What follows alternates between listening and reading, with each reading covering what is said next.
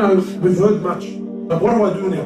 Okay, brother, you've moved me, you've motivated me, what do you want me to do? I say this, depending on your level of iman and where you're at, because everyone's different, but this is what I say. I say, please, my brother and my sister, just do one thing from tonight. Choose one thing that's missing in your life and start it, but never leave it.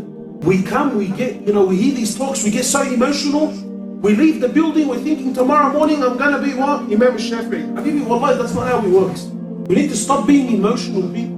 All I'm asking is you do one thing, you promise yourself between you and Allah. You promise Allah one thing, and you promise Allah that you're never going to go back on this. And I don't care how small it is.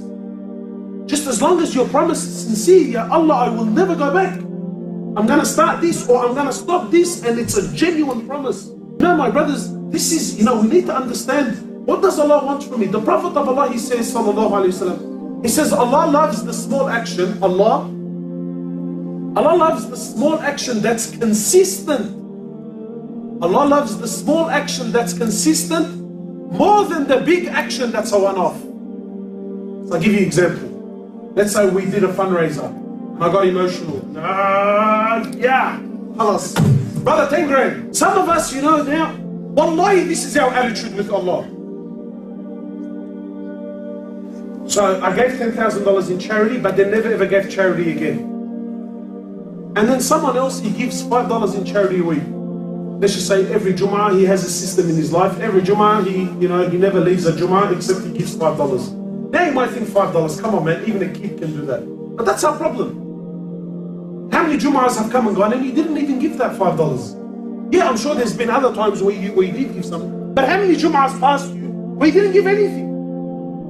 So this brother, he gives $5 every Jum'ah and is consistent.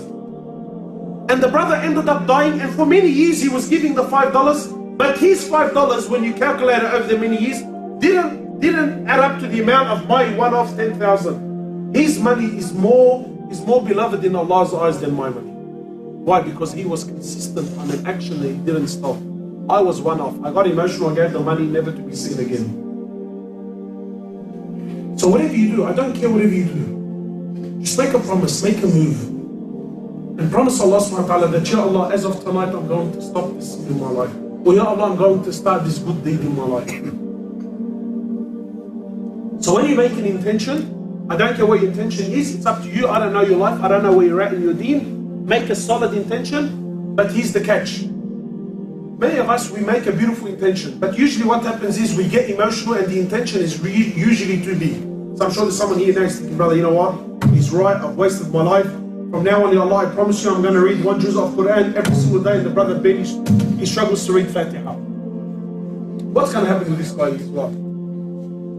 He's going to come to read up his... So he'll come tomorrow, he's pumped, he's excited. He opens the Quran to read his first juz. He's going to buckle. So my brother, when you make an intention, and my sister, be realistic. Do something you can actually achieve. I would rather you tell me, brother, half a page of Quran. Imagine, honestly, be sincere. Imagine you committed to half a page of Quran and you've been doing it for the last 5 years. Where would your Quran be now? You'd be so much better than what it is, I'm sure. So, we're going to make an intention. It's going to be reasonable. It's going to be a realistic intention, not something. Brother barely prays. Brother, I'm going to pray my 5 prayers in the masjid every single day, inshallah, from now on. Brother, all that's a nice intention, but just relax, guys. Please just sit down, take a chill pill, relax. I would rather you commit, that look, inshallah, I know definitely that Isha, it clears my work, it clears all my schedules. I know Isha I can make no matter what. That's it. Then promise Allah, Isha I will never miss. And what you need to do with your intention is, and this is the last thing that I want to mention, and this is the most important thing. With your intention, this is what you need to do. Because we're human beings, there's going to come a day where you don't read your half a page. There's going to come a day, natural man, there's going to come a day something happened, I couldn't pray my Isha. Now here's the part. We all make intentions, but none of us ever put a penalty to that. You're probably thinking, what do you mean penalty? What, like a parking fine? Yeah, pretty much like a parking fine. And I'll tell you why. You need to know who your enemy is, and that's shaitan, and you need to know how he is. So this is what I say to the brothers. Let's say you agree to do half a page of Quran a day.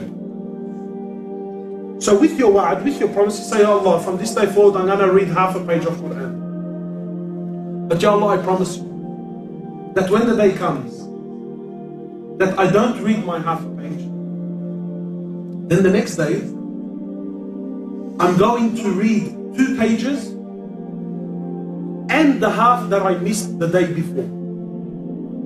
Not only that, but you should put yourself a penalty to pay in charity, and it shouldn't be enough so that it breaks you, but it should be enough that it pinches you.